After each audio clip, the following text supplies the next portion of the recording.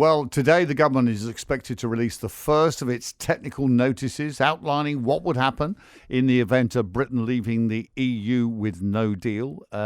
Meanwhile, 285,000 people have now signed a petition demanding a people's vote on the Brexit deal. We're going to discuss this now. Jason Hunter is the former international trade negotiator, and Jonathan Isaby is from Brexit Central. He's the editor there. Jason, if I could start with you. I mean, we're going to get these notices later today about what a no-deal Brexit would mean. Are you expecting them to be bad news? Are you expecting the government to say, actually, a no-deal would not be good?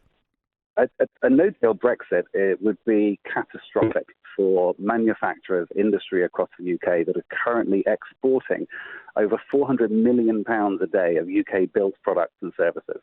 We will be treated like an international pariah as a third country under WTO terms, and we'd be the only country on the planet trying to make their way in the world with no formal trade arrangements anywhere. It's a nightmare. Jonathan Isaby, I take it you disagree with that? Well, I'm struggling to understand how we would be a pariah for trading with the EU on WTO terms, because that is indeed how we trade with other countries around the world. It is in effect the normal position. Go on, Jason. To take. Apparently, Jonathan, that's not true. Off you go, Jason. We trade with the EU27 as a member of the single market, a member of the customs union, and a member of the European Union.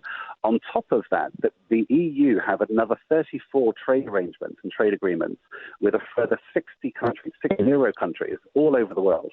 90% of the UK's trading, imports and exports, is covered under our EU membership. We lose all of it, and we will be the only country on the world. All this rubbish about we trade on the WTO terms with all of our countries. Our second biggest export destination is the United States of America. They take 25% of all UK-made products and services that are exported. And we have dozens upon dozens of cooperation arrangements between the European Union and the USA. Everything from sort of container scanning with X-raying containers, shipping, research, across the board. Free trade agreements don't just happen overnight. It's like a wedding, and before you get married to somebody in a free trade agreement, you get engaged. You spend a period of time. Jason, you say we trade with the rest of the world under our EU membership, but isn't that under WTO rules? The rest of the world. No, the WTO terms are basically they're just guidelines of the rules that. International trade is carried out under. You can do things like on a bilateral trade agreement, for example, or bilateral cooperation agreement, which makes trading slightly easier and lowers the tariffs.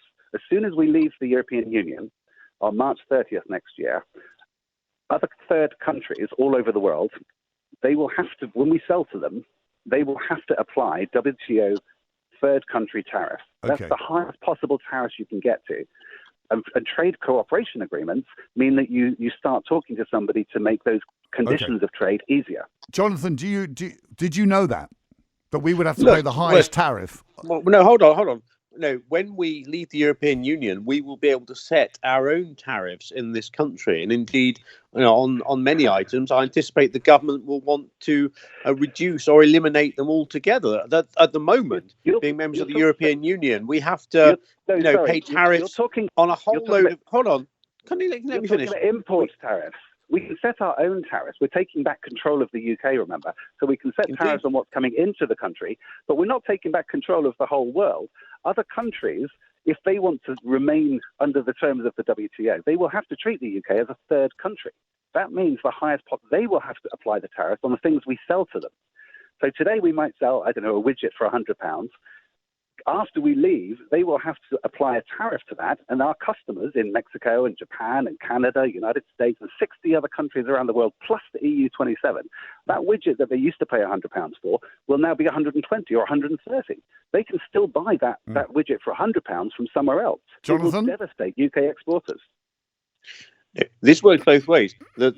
As I was saying, we will have the power to reduce or eliminate import tariffs, which will mean that prices in the shops and the supermarkets for UK consumers should go down, because there's a whole load of items where the European Union has tariffs to protect Spanish orange growers or French farmers or British farmers industry and British farmers and British manufacturers. And even the Brexiteer, the economist for Brexit, said that if we lower tariffs outside of the EU, bring them down really low, like you're suggesting at Brexit Central, it will devastate the UK farming industry and the UK manufacturing sectors.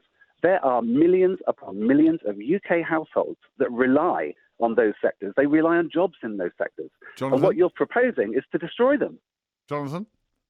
When we leave the European Union, Jason says that there's many countries that the EU has trade agreements with. What the UK government is doing at the moment is talking to all those countries with a view to replicating. Look at Liam Fox's Department for International Trade. He has 4 consultations going at the moment for new trade deals around the world. One with the Trans-Pacific Partnership, who've already said they don't want to talk to the UK because they're focused on the EU, Australia and New Zealand, and the United States of America. 4 people is who Liam Fox is talking to. Look at the Department of International Trade website. Don't make stuff up. I'm sick of it. Brexit campaign, Vote Leave lied. Leave EU lied. Vote Leave overspent by 10% to get a 2% vote swing. They broke electoral law. Leave EU are taking donations from heaven knows where.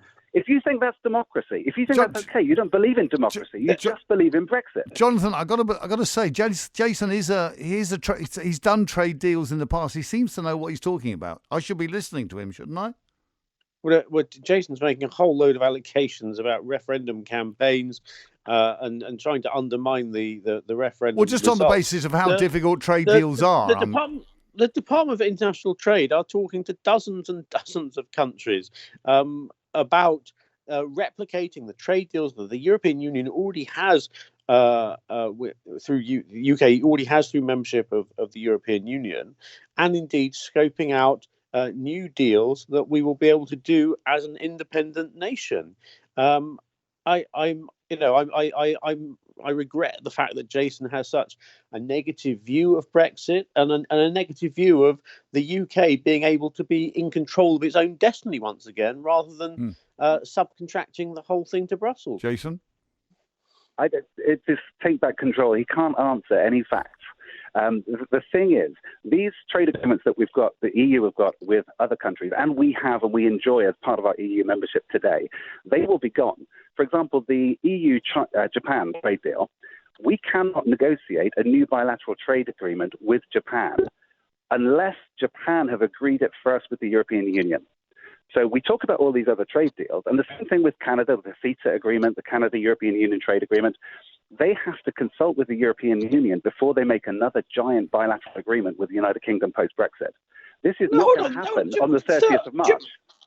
Japan as a country is an independent country that will be able to do its own trade deal with an independent UK after Brexit. Have you read the 1,400 pages of the CETA agreement? Have you read the documentation between Japan and the EU? Look at the conditions in those documents.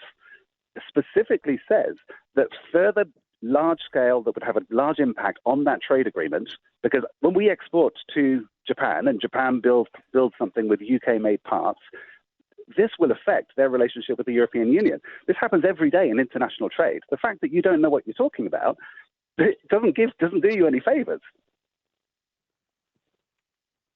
Jonathan?